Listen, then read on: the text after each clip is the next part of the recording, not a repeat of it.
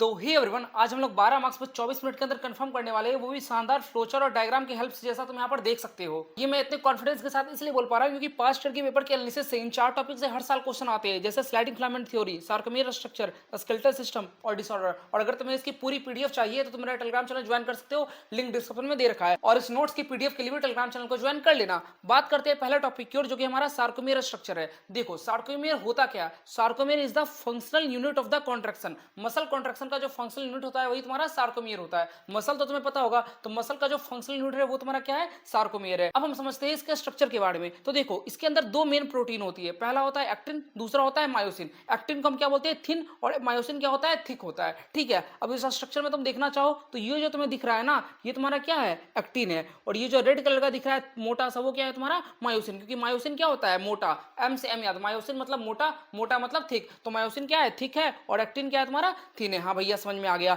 अब देखो, अब तुम्हारे कुछ बैंड नाम दिए गए, A band, I band, H zone और जेट लाइन। ये सब क्या है तुम्हें समझाता हूं, ध्यान से सुनना। जो दो प्रोटीन थे, एक्टिन और मायोसिन, तो एक्टिन जो प्रोटीन होता है ना, जैसे ये कौन सा हो गया तुम्हारा प्रोटीन? एक्टिन प्रोटीन हो गया, तुम्हें दिख रहा है ना। तो एक्टिन प्रोटीन किस बैंड के अंदर आता है? आई बैंड के अंदर आता है। उसको हम लोग क्या बोलते हैं? आइसोट्रॉपिक बैंड बोलते हैं, या फिर लाइट बैंड भी बोलते हैं। और जो मायोसिन प्रोटीन होता है वो तुम्हारा ए बैंड के अंदर आता है, जिसको हम लोग एनाइसोट्रॉपिक या डार्क बैंड भी बोलते हैं। तुम दिख पा रहा होगा, ये तुम्हारा क्या है? ए बैंड, जिसके अंदर क्या आ रहा है? बस मायोसिन आ रहा है, समझ रहे हो। और इसको हम लोग क्या बोलते हैं? डार्क बैंड भी बोलते हैं। और ये जो तुम्हें दिख रहा है इतना छोटा सा एरिया, वो क्या है? आई बैंड, जिसको हम लोग लाइट बैंड भी बोलते हैं। और जेट लाइन क्या है तुम्हारा? जेट लाइन से ही तुम्हारा क्या निकलता है? एक्टिन निकलता है, जैसा तुम यहाँ पर देख सकते हो। जेट लाइन से ही क्या अटैच होता है? एक्टिन अटैच होता है। डायग्राम समझ में आ रहा है ना। और दो जेट लाइन के बीच में जो डिस्टेंस होता है उसको हम लोग क्या बोलते हैं? सार्कोमेयर बोलते हैं। ब्लैक कलर का जो लाइन है वो तुम्हारा जेट लाइन है। तो दो जेट लाइन के बीच में जो डिस्टेंस होगा उसको हम लोग सार्कोमेयर बोलेंगे। ठीक है भैया। और एच जोन क्या है? एच जोन तुम्हारा वो वाला पार्ट है। देखो, एच जोन क्या है तुम्हारा? एक मायोसिन का पार्ट है। मायोसिन का पार्ट है, समझ में आ रहा है ना, क्योंकि ये मोटा वाला क्या था? मायोसिन था।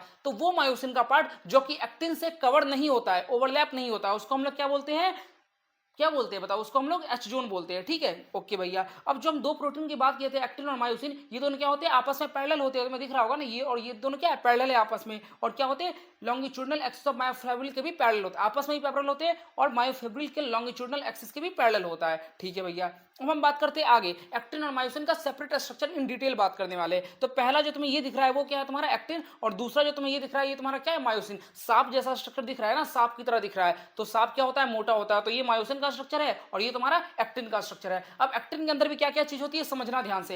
एक्टिन क्या है? थिन फिलामेंट, मैंने तुम्हें बताया ही था। तो एक्टिन के अंदर क्या होते हैं? दो एफ एक्टिन होता है। तुम्हें दिख रहा होगा ना, एक ऐसे जा रहा है और एक तुम्हारा ऐसे जा रहा है। तो दो पहले होते हैं, एक नहीं होता। एक्टिन के अंदर दो चीज होती है, दो एफ एक्टिन होती है, जो कि helically bonded to each other, मतलब जो हेलिक्स की तरह मतलब मुड़ी हुई होती है एक दूसरे से। हाँ भैया, समझ में आ रहा है। और हर एक एफ एक्टिन में क्या होता है? मोनोमेरिक जी एक्टिन होता है। ये जो तुम्हारा क्या है तुम्हें दिख रहा होगा, ये क्या है? तुम्हारा एफ एक्टिन है। ठीक है भैया। और इसके अंदर गोला गोला जो बना हुआ है वो क्या है? तुम्हारा जी एक्टिन है, मतलब ग्लोबुलर एक्टिन है। ठीक है, तो एक तुम्हारा एफ एक्टिन है, दूसरा भी तुम्हारा एफ एक्टिन है, दोनों आपस में वाइंडेड है। और गोला गोला जो नाम क्या है उसका क्या नाम होता है? जी एक्टिन नाम होता है, मोनोमेरिक जी एक्टिन, मतलब एक एक पीस का जी एक्टिन से बना हुआ है। अब इसमें तुम्हारा दो चीजें, एक है तुम्हारा ट्रोपोनिन, दूसरा है तुम्हारा ट्रोपोमायोसिन। ध्यान से सुनना। ट्रोपोनिन तुम्हें दिख रहा होगा छोटा छोटा यहाँ पे जो बना हुआ है ना, तीन तीन, यहाँ पर तीन है, यहाँ पे तीन है, यहाँ पर तीन है। तो ट्रोपोनिन क्या होता है? रेगुलर इंटरवल पे अरेंज होता है, मतलब। ठीक है। और जो ट्रोपोमायोसिन क्या होता है? वो तुम्हें बैंड जैसा दिख रहा होगा ना, ये बैंड बना हुआ है, ये बैंड बना हुआ है, ये बैंड बना हुआ है, जो ब्राउन कलर का बैंड दिख रहा होगा वो क्या है? तुम्हारा ट्रोपोमायोसिन है। अब हम बात करते हैं इसके फंक्शन की। तो ट्रोपोनिन का काम क्या होता है? वो मायोसिन के एक्टिव साइट को बाइंड करके रखता है। होता क्या है? मसल कंट्रैक्शन के फेज में ये एक्टिव साइट खुलती है और नॉर्मली क्या होती है? एक्टिव साइट बंद होती है। तो नॉर्मली जिस टाइम पे बंद होती है तो कौन बंद करके रखता है? तो ट्रोपोनिन बंद करके रखता है। तो एनसीईआरटी में एक लाइन लिखी गई है, troponin mask the active binding site for myosin. ये लाइन तुम्हें याद रखनी है। और ट्रोपोनिन क्या होता है? रेगुलर इंटरवल पे अटैच होता है, जैसे यहाँ पे दिख रहा है, फिर यहाँ पे दिख रहा है, फिर यहाँ पे दिख रहा है। ठीक है, तो ये बात हो गई एक्टिन के बारे में। बात करते हैं मायोसिन की। तो मायोसिन क्या होता है? मायोसिन ये तुम्हें एक मोनोमर दिख रहा है इसका। ठीक है, तो मायोसिन के मोनोमर को हम लोग क्या कहते हैं? मीरोमायोसिन कहते हैं। तो हो सकता है एग्जाम में क्वेश्चन आ जाए कि मीरोमायोसिन क्या होता है। तो meromyosin is nothing but the monomer of myosin. ठीक है। अब मायोसिन के क्या पार्ट होते हैं? दो पार्ट होते हैं, एक हैवी पार्ट और एक लाइट पार्ट। हैवी पार्ट के अंदर क्या इंक्लूड होता है? ग्लोबुलर हेड और शॉर्ट आर्म। ये तुम्हारा क्या दिख रहा है? इसका हेड दिख रहा है, और ये तुम्हारा क्रॉस आर्म या शॉर्ट आर्म दिख रहा है। और जो टेल है इसको हम लोग क्या बोलते हैं? लाइट पार्ट बोलते हैं। तो ये तुम्हारा हो गया लाइट पार्ट और ये पूरा हो गया तुम्हारा हैवी पार्ट। समझ गए? तो एचएमएम और एलएमएम। एचएमएम मतलब क्या हो गया? हैवी वाला। और एलएमएम मतलब क्या हो गया? लाइट वाला। समझ गए ना? और मायोसिन के ऊपर क्या होती है? दो तुम्हें साइड दिख रही होगी, एक होती है एक्टिन बाइंडिंग साइड और दूसरा होता है एटीपी बाइंडिंग साइड। दोनों को तुम्हें याद रखना है। ठीक है।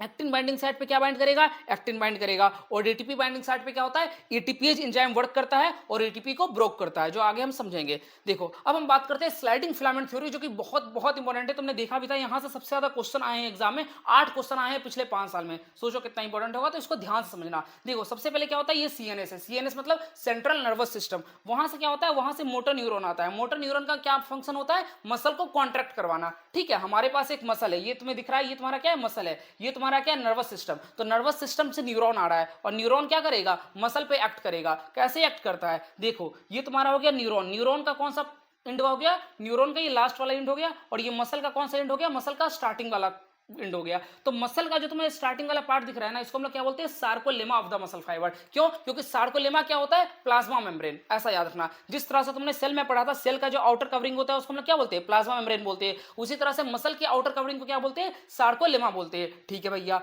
अब हम बात करते हैं कि जैसे ही यहाँ पर जो तुम्हें मोटर इंड प्लेट दिख रहा है ना, इसको हम लोग क्या बोलते हैं, पूरा मोटर इंड प्लेट बोलते हैं या न्यूरोमस्कुलर जंक्शन बोलते हैं। ये क्या होता है, ये तुम्हारा न्यूरॉन और मसल के जो सार्कोलेमा का जो पार्ट है, दोनों को मिला के हम बोलते हैं, याद रखना।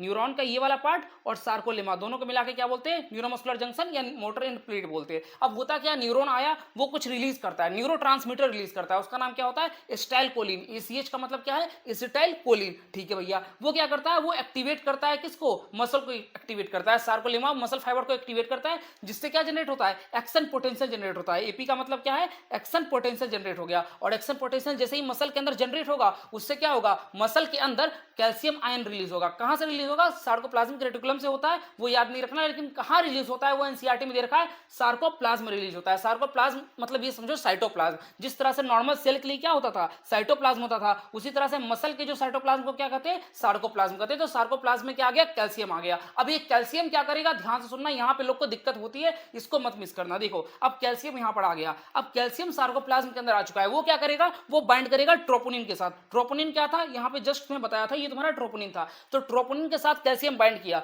तो ट्रोपोनिन क्या करेगा, वो जो मास्क किया हुआ था ना साइड, उस मास्क साइड को छोड़ देगा, तो ट्रोपोनिन मूव कर जाएगा वहां से। तो इससे क्या होगा, उससे जो मायोसिन के लिए जो एक्टिव बाइंडिंग साइट थी वो खाली हो जाएगा। तो अब मायोसिन के लिए एक्टिव बाइंडिंग साइट खाली हो गई, तो मायोसिन जो तुम्हें दिख रहा होगा ना, ये मायोसिन का हेड है, दिख रहा है ना, ये तुम्हारा मायोसिन है और ये तुम्हारा एक्टिन है, लिखा हुआ भी है। तो मायोसिन का हेड अब उस पर बाइंड करने लगेगा। कैसे बाइंड करेगा, ये समझना ध्यान से। तो वो एटीपी हाइड्रोलाइज होगा, जिससे एनर्जी निकलेगी, उसी एनर्जी से क्या होगा, मायोसिन का हेड तुम्हारा इससे बाइंड करेगा और क्रॉस ब्रिज का फॉर्मेशन होगा। तो याद रखना, क्रॉस ब्रिज के फॉर्मेशन के लिए क्या चाहिए होता है, एटीपी का हाइड्रोलिसिस चाहिए होता है, क्योंकि उसी एटीपी के हाइड्रोलिसिस से हमारी एनर्जी निकलती है। तो क्रॉस ब्रिज बन गया। ठीक है, और क्रॉस ब्रिज बना क्यों, क्योंकि ट्रोपोनिन के साथ कैल्शियम बाइंड करता है, जिससे मास्किंग ऑफ साइट होती है, मतलब मास्क जो होता है साइड वो हट जाता है। ठीक है, remove masking of active site. ठीक है, अब क्या होता है, क्रॉस ब्रिज बन गया तो उसको ढकेलेगा, मतलब उसको खींचेगा। खींचने से क्या होगा, मसल कॉन्ट्रैक्ट करेगी। और उसके बाद क्या होता है, जो तुम्हें यहाँ पे दिख रहा है ना, एडीपी प्लस फॉस्फेट, वो दोनों आपस में कंबाइन करते हैं। मतलब जिस टाइम पर न्यू एटीपी बाइंड कर रहा है, उस टाइम पर क्रॉस ब्रिज टूटती है। दो चीज तुम्हें याद रखनी है, जिस टाइम पर एटीपी बाइंड करेगा उस टाइम पर क्रॉस ब्रिज टूट जाएगी, लेकिन जिस टाइम पर एटीपी टूटेगा उस टाइम पर क्रॉस ब्रिज फॉर्मेशन होगा।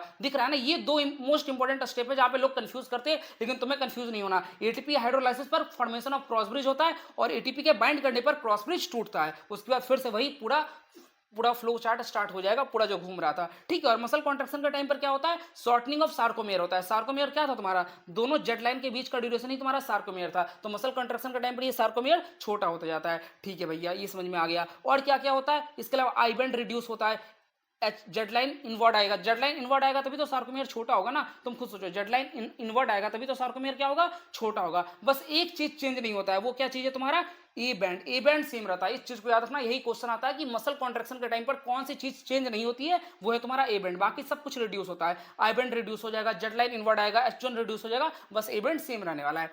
ठीक है भैया, अब हम बात करते हैं मसल के बारे में। मसल फाइबर दो तरह के होते हैं, एक होता है रेड फाइबर, एक होता है व्हाइट फाइबर। दोनों में डिफरेंस क्या है, ये डिफरेंस होता है मायोग्लोबिन के बेसिस पे। मायोग्लोबिन क्या होता है, मसल के अंदर एक प्रोटीन होती है जिसका नाम होता है मायोग्लोबिन। उसका काम क्या होता है, उसका काम होता है ऑक्सीजन को स्टोर करना, और ये रेड कलर की होती है। तो जिसके पास जितना ज्यादा मायोग्लोबिन, वो उतना ज्यादा रेड कलर का दिखेगा, ऑब्वियस सी बात है। तो रेड फाइबर के अंदर क्या होगा, मायोग्लोबिन ज्यादा होगा, व्हाइट फाइबर के अंदर क्या होगा, मायोग्लोबिन कम होगा। अब मायोग्लोबिन का काम ही है ऑक्सीजन को रखना, तो अब जिसके पास मायोग्लोबिन ज्यादा है उसके पास ऑक्सीजन भी ज्यादा, जिसके पास ऑक्सीजन ज्यादा है वो वो माइटोकॉन्ड्रिया को ज्यादा रखेगा, क्योंकि उसको माइटोकॉन्ड्रिया से एनर्जी बनानी है। तो ज्यादा मायोग्लोबिन वाले के पास ज्यादा माइटोकॉन्ड्रिया भी होगा, और इसलिए वो क्या करेगा, एरोबिक मसल कहते हैं, मतलब वो एरोबिक रिस्पिरेशन करेगा, क्योंकि उसके पास ऑक्सीजन बहुत ज्यादा है। लेकिन अगर हम व्हाइट फाइबर की बात करें तो व्हाइट फाइबर के पास मायोग्लोबिन भी कम है, तो ऑक्सीजन भी कम होगा, ऑक्सीजन कम होगा तो माइटोकॉन्ड्रिया भी कम होगा। लेकिन इसके पास एक चीज बहुत ज्यादा होती है, वो क्या होती है, सार्कोप्लाज्मिक रेटिकुलम। ये क्या है, ये बस इंडोप्लाज्मिक रेटिकुलम का ही दूसरा नाम है, जो कि मसल के अंदर होता है। तो वो उसके अंदर बहुत ज्यादा होता है, और यहीं से क्वेश्चन बनता है, इस चीज को याद रखना। अब हम बात करते हैं आगे स्केलेटल सिस्टम के बारे में। तो स्केलेटल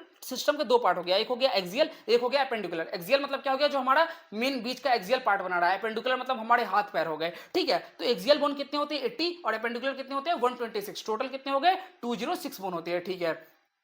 एक्सियल के अंदर क्या क्या पार्ट आता है, स्कल आता है तुम्हारा, वर्टिब्रल कॉलम आता है, स्टर्नम आता है, और रिब्स आता है, चार चीजें आती है, ठीक है। एपेंडिकुलर के अंदर क्या आता है, लिम्ब आता है और गर्डल आता है। लिम्ब का मतलब क्या हो गया, ये अपर लिम्ब, लोअर लिम्ब, और गर्डल्स का मतलब हम आगे समझेंगे। गर्डल का काम क्या होता है, लिम्ब को एक्सियल स्केलेटन से कनेक्ट करना। मतलब ये हमारा क्या एक्सियल सिस्टम है, ये क्या है तुम्हारा एपेंडिकुलर है, तो जो तुम्हारा गर्डल होता है वो इसको इससे कनेक्ट करता है। कैसे करता है, आगे हम समझने वाले, ठीक है। लेकिन याद रखना, एपेंडिकुलर के अंदर लिम्ब और गर्डल दोनों इंक्लूड होता है। और गर्डल का काम क्या होता है, हमने लिख दिया आर्टिकुलेट। आर्टिकुलेट मतलब जोड़ना, किसको किससे जोड़ता है, लिम्ब को एक्सियल स्केलेटन से जोड़ता है। ये तुम्हारा लिम्ब है, ये तुम्हारा एक्सियल स्केलेटन है, दोनों को जोड़ देगा, ठीक है। अब हम बात करते हैं तुम्हारा एक्सियल स्केलेटन में क्या क्या होते हैं। देखो तुम्हारा ह्यूमन स्कल हो गया, स्कल में मेनली दो पार्ट होते हैं, एक होता है क्रेनियम, एक होता है फेसियल। टोटल स्कल में कितने होते हैं, 22 बोन होते हैं। क्रेनियम में कितने बोन हो जाएंगे, 8 बोन, और फेसियल में कितने हो जाएंगे, 14। क्रेनियम में 8 तुम्हें पता ही होगा, फ्रंटल, पैराइटल, टेम्पोरल, ऑक्सीपिटल, ये सारी चीज होती है, ठीक है। और फेसियल में कितने हो जाते हैं, जितना यहाँ पर तुम्हें दे रखा है तुम इसको पढ़ सकते हो। शायद नीट एग्जाम में क्वेश्चन आ जाए कि फेसियल में कितने बोन होते हैं और तुम्हारे क्रेनियम में कितने बोन होते हैं। लेकिन स्कल में कितने होते हैं, स्कल में टोटल 22 बोन होते हैं। याद रखना, बहुत लोग क्या करते हैं, स्कल में 8 बोन लिख के आ जाएंगे, लेकिन यहाँ 14 बोन लिख के आ जाएंगे, लेकिन ये बिल्कुल ही गलत है, सही करके आना। स्कल में कितने होते हैं तुम्हारे, स्कल में तुम्हारे होते हैं 22, क्रेनियम में 8, फेसियल में 14। इस चीज को याद रखना। बात करते हैं हम आगे, और कौन कौन से एक्सियल स्केलेटन का पार्ट हो गया, हमारा सर तो कवर हो गया। सर के बाद क्या आएगा, हमारा वर्टिब्रल कॉलम आएगा। वर्टिब्रल कॉलम मतलब रीढ़ की हड्डी, तुमने सुना होगा शायद, हिंदी में लोग बोलते हैं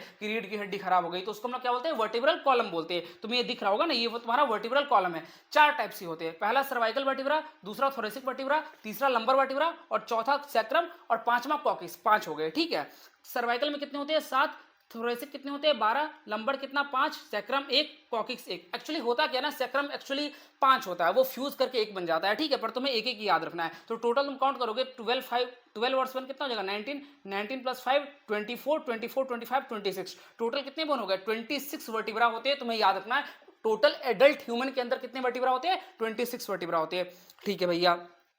एक और चीज, वर्टिब्रा स्टार्ट कहां से होता है, तो वर्टिब्रा स्टार्ट होता है बेस ऑफ द स्कल से। जो तुम्हारा स्कल का बेस है ना, वो किससे कनेक्ट होता है, फर्स्ट सर्वाइकल वर्टिब्रा से कनेक्ट होता है। और स्कल के पास क्या होते हैं, 2 ऑक्सीपिटल कॉन्डाइल होते हैं। तुम्हारा स्कल का पीछे वाला पार्ट क्या है, ऑक्सीपिटल बोन है ना, तुम्हें पता होगा। तो ऑक्सीपिटल बोन के पास क्या होते हैं, 2 कॉन्डाइल होते हैं, और वही वर्टिब्रा से जोड़ता है। इसलिए हम लोग क्या बोलते हैं, ह्यूमन स्कल जो होता है वो डाइकोंडाइलिक स्कल होता है, इस बात को याद रखना। और टोटल वर्टिब्रा 26 होती है, बता ही दिया। और ये किधर होता है, पीछे की तरफ होते हैं, और पीछे तरफ को क्या बोलते हैं, डॉर्सली बोलते हैं, मैंने बताया था। आगे की तरफ का वेंट्रल, पीछे की तरफ को डॉर्सल। चलो अच्छी बात है, याद है तुम्हें तो। और सर्वाइकल कितना होता है, 7 होते हैं, और ऑलमोस्ट सारे मेमल्स में सेम होता है, लेकिन ऑलवेज नहीं होता, याद रखना। एनसीईआरटी में लाइन लिखी गई है कि ऑलमोस्ट नॉट ऑलवेज, याद रखना, इस बात को क्वेश्चन बन सकता है। अब हम बात करते हैं एक वर्टिब्रा की। वर्टिब्रा की स्ट्रक्चर क्या होती है, वैसे रियल में ऐसा स्ट्रक्चर नहीं होता है, मैंने समझने के लिए बनाया है, ठीक है ना। तो वर्टिब्रा के अंदर बस याद रखना, एक खाली जगह होता है उसके सेंटर में, उसको हम लोग क्या बोलते हैं, सेंट्रल हॉलो पोर्शन, जिसका नाम होता है न्यूरल कैनाल। उसके अंदर से क्या पास करती है, स्पाइनल कॉर्ड पास करती है। तुमने कभी सुना होगा किसी का स्पाइनल कॉर्ड खराब हो गया, स्पाइनल कॉर्ड में इंजरी हो गई, तो स्पाइनल कॉर्ड कहाँ रहता है, उसी सेंट्रल हॉलो पोर्शन में रहता है, जिसको हम लोग न्यूरल कैनाल कहते हैं। और वर्टिब्रा का काम क्या है, उसको प्रोटेक्ट करना, क्योंकि वर्टिब्रा एक बोन है, तो बोन क्या कर सकता है, उसको प्रोटेक्ट कर सकता है, क्योंकि उस स्पाइनल कॉर्ड के अंदर बहुत सारी नर्व्स होती है। और वर्टिब्रा का दूसरा काम क्या होता है, वो रिब्स और मसल को अटैच करता है, ठीक है भैया। अब हम बात करते हैं रिब्स की, कि रिब्स क्या होती है और रिब्स कितने होते हैं, ठीक है। लेकिन रिब्स से पहले एक और चीज जान लो, कि जो हमारा मिड में जो वेंट्रल पोर्शन में जो एक बोन होता है, उसको हम लोग क्या बोलते हैं, अस्टर्नम बोलते हैं। और ये कौन सा बोन होता है, फ्लैट बोन होता है, और ये वेंट्रल मिडलाइन ऑफ थॉरेक्स में होता है, थॉरेक्स में होता है अस्टर्नम, ठीक है। तो तुम्हें दिख रहा होगा ना, ये तुम्हारा अस्टर्नम बोन हो गया। अब अस्टर्नम तुम्हारा वेंट्रल में है, डॉर्सल में क्या है, तुम्हारा वर्टिब्रा है। तो अब क्या होगा, रिब्स कनेक्ट करेगा। तो ऐसे क्वेश्चन आते हैं, रिब्स वेंट्रली किससे कनेक्ट करता है और डॉर्सली किससे कनेक्ट करता है। तो रिब्स वेंट्रली तुम्हारा कनेक्ट करेगा अस्टर्नम से, और डॉर्सली किससे कनेक्ट करेगा, वर्टिब्रा से कनेक्ट करेगा। तो टोटल रिब्स ह्यूमन में कितने होते हैं, 12 होते हैं, जिसमें से 7 होते हैं ट्रू रिब, तीन होते हैं फॉल्स रिब और दो होते हैं तुम्हारे फ्लोटिंग रिब। अब हम बात करते हैं डिफरेंस क्या है फॉल्स रिब में और फ्लोटिंग रिब में। तो फॉल्स रिब जो होता है ना वो तुम्हारा क्या होता है, वो कनेक्ट किससे करता है, सेवंथ रिब से ही कनेक्ट करता है। और किसके थ्रू करता है, हाइलन कार्टिलेज के थ्रू करता है। ठीक है, नॉर्मली क्या है सारे रिब्स कहाँ कनेक्ट करते हैं, स्टर्नम में कनेक्ट करते हैं। मैंने बताया ना, पहला रिब आ रहा है स्टर्नम में कनेक्ट कर रहा है, दूसरा आ रहा है स्टर्नम में कनेक्ट कर रहा है, तीसरा आ रहा है स्टर्नम में कनेक्ट कर रहा है। लेकिन जो 8वां 9वां और 10वां रिब जो होता है वो कहाँ कनेक्ट करता है, वो स्टर्नम में कनेक्ट नहीं करता, वो कनेक्ट करता है तुम्हारा 7वें रिब पे ही जाके कनेक्ट करता है। इसलिए हम उसको क्या बोलते हैं, फॉल्स रिब बोलते हैं। और फ्लोटिंग रिब जो होता है वो कनेक्ट ही नहीं करता है, वो क्या करता है, बस वर्टिब्रा से निकलता है और आगे फ्लोट करते रहता है, मतलब आगे किसी से कनेक्ट नहीं कर रहा है। इसलिए हम लोग क्या बोलते हैं उसको, फ्लोटिंग रिब। इसलिए क्या लिखा है, नॉट कनेक्टेड वेंट्रली, इसलिए फ्लोटिंग रिब है। और जो फॉल्स रिब है वो कनेक्ट करता है, लेकिन करता है, सेवंथ रिब से कनेक्ट करता है, वो स्टर्नम से कनेक्ट ही नहीं करता। समझ गए इस बात को, हाँ भैया समझ गया। जो रिब होता है वो तुम्हारा फ्लैट बोन होता है, और बता दिया डॉर्सली किससे कनेक्ट है, वर्टिकल कॉलम से, और वेंट्रली किससे, स्टर्नम से। ठीक है, लेकिन स्टर्नम तक किससे, सेवंथ रिब ही है, 8 9 और 10 स्टर्नम से नहीं होता, वो होता है दूसरे से, और 11 12 तो कनेक्ट ही नहीं होता।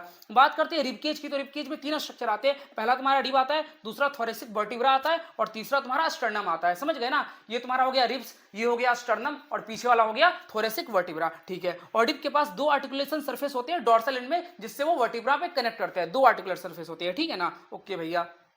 अब हम बात करते हैं एपेंडिकुलर सिस्टम की। एपेंडिकुलर सिस्टम में दो चीज होती है, पहला लिम्ब, दूसरा गर्डस। लिम्स में टोटल कितने बोन होते हैं, 120, और गर्डस में टोटल कितने बोन होते हैं, 6 बोन होते हैं। लिम्ब के दो पार्ट हो गए, अपर लिम्ब, लोअर लिम्ब, और गर्डस में हो गए पेक्टोरल और पेल्विक गर्डल। ठीक है, बात करते हैं ईच लिम्ब की। देखो अपर लिम्ब में क्या हो गया, राइट अपर लिम्ब और लेफ्ट अपर लिम्ब। इधर क्या हो गया तुम्हारा, राइट लोअर लिम्ब और लेफ्ट लोअर लिम्ब। तो टोटल कितने होंगे, 30 30 60, 60 और 30 90, और 90 30 120। मतलब हर एक लिम्ब कितने होते हैं, 30 बोन होते हैं। तो वही मैंने लिखा है, each limb made of 30 bone. और तुम्हारा क्या है, right upper limb, left upper limb, right lower limb, left lower limb. ठीक है भैया, टोटल कितने हो गए, 120 बोन हो गए। और गर्डल्स में 6 बोन कैसे होते हैं, एक होता है तुम्हारा पेक्टोरल गर्डल, एक होता है तुम्हारा नीचे का पेल्विक गर्डल। पेक्टोरल मतलब ऊपर वाला, पेल्विक मतलब नीचे वाला। ठीक है भैया, पेक्टोरल गर्डल में 4 बोन होते हैं। कौन कौन से 4 बोन, 2 बोन यहाँ पर और 2 बोन यहाँ पर। कौन कौन से, एक क्लेविकल एक स्कैपुला, एक क्लेविकल एक स्कैपुला। और नीचे पेल्विक गर्डल में क्या होता है तुम्हारा, एक ही बोन होता है, वो क्या होता है तुम्हारा कोक्सल बोन, जिसको प्यूबिस बोन भी कहा जाता है। ठीक है, ओके भैया हम समझ गए। अब हम बात करते हैं कैसे बोन होते हैं। क्लेविकल और स्कैपुला बोन क्या होता है, स्कैपुला जो होता है ना वो ट्रायंगुलर फ्लैट बोन होता है, जैसा तुम यहाँ पे दिख रहा होगा, ये जो बोन है ये क्या है तुम्हारा स्कैपुला है। तो लार्ज ट्रायंगुलर फ्लैट बोन होता है, जो कि डॉर्सल होता है, मतलब पीछे की तरफ होता है, और साथ ही ये सेकेंड टू सेवंथ रिब के बीच में होता है। ये इंपॉर्टेंट एनसीईआरटी की लाइन है, तुम्हें याद रखना है। ठीक है, और ये जो बात करें क्लेविकल की, तो क्लेविकल को हम लोग क्या बोलते हैं, कॉलर बोन बोलते हैं। ये बहुत फ्रेजाइल बोन होती है, तुरंत टूट भी जाती है। ठीक है, तो ये जो तुम्हें दिखता है ना ये कॉलर, इसको हम लोग क्या बोलते हैं, क्लेविकल बोन होता है। और इस दूसरा नाम क्या होता है, सिलेंडर बोन भी होता है। ठीक है भैया, अब हम बात करते हैं गर्डल की। तो पेक्टोरल गर्डल की तो हमने बात कर ली, क्लेविकल और स्कैपुला से बना होता है। बात करते हैं अब हम लोग किसकी, पेल्विक गर्डल की। तो पेल्विक गर्डल बस एक बोन से बना होता है, एक कॉक्सल बोन इधर, एक कॉक्सल बोन इधर। तो टोटल कितने बोन हो गए, 2 बोन हो गए। समझ रहे हो ना, पेल्विक जो गर्डल होता है वो एक से ही बना होता है। तो एक और एक कितना हो गया, 2 हो गया, एक और एक कितना हो गया, 2 हो गया। और इधर कितना था, 2 और 2 4 हो गया। तो 4 और 2 कितने हो गए, टोटल 6 बोन हो गए। वो बोन क्या था, कॉक्सल बोन था। और कॉक्सल बोन वो खुद 3 बोन के फ्यूजन से बनता है। कौन कौन, इलियम, इस्चियम और प्यूबिस, 3 बोन के फ्यूजन से बनता है। बात करें कैविटी की, तो जो कैविटी यहाँ पे तुम्हें दिख रही है इसको हम लोग क्या बोलते हैं, एस्टाबुलम कैविटी बोलती है। मतलब देखो मैंने क्या बोला था, गर्डल का काम क्या है, गर्डल का काम है कि जो तुम्हारी लिम्ब है उसको एक्सियल स्केलेटन से कनेक्ट करना। तो ये तुम्हारा लिम्ब हो गया। तो जो तुम्हें फीमर दिख रहा है ना, इसको हम लोग क्या बोलते हैं, फीमर बोलते हैं इस बोन को। तो फीमर जिससे कनेक्ट होता है गर्डल के थ्रू, उसको क्या बोलते हैं, एस्टाबुलम कैविटी बोलते हैं। जिस गड्ढे के अंदर फीमर जाके अटैच होता है, और जिससे तुम्हारा ह्यूमरस जाके अटैच होता है गड्ढे में, उसको हम लोग क्या बोलते हैं, ग्लिनोइड कैविटी बोलते हैं।